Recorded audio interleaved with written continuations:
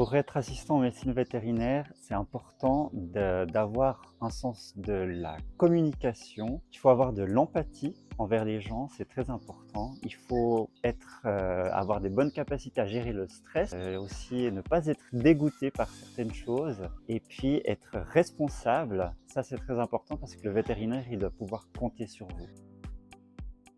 Les défis les plus fréquents, c'est de pouvoir justement travailler sous stress. Parfois, il peut être induit par les exigences de l'équipe de travail, du cabinet vétérinaire, mais aussi et beaucoup par les clients. Il y en a qui sont très exigeants et qui partent très vite dans l'émotionnel. Donc, c'est très important de pouvoir être résistant à ce niveau-là.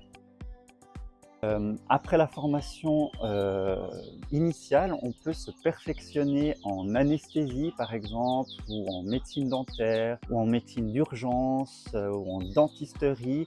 Il existe plusieurs formations post-grade qui vous donnera un petit peu plus d'autonomie dans ces voies-là. Il est possible aussi d'un peu évoluer, on peut devenir chef de l'équipe médicale, on peut être un petit peu plus dans l'administratif. Et puis, il y a aussi possibilité de faire une mature professionnelle en santé.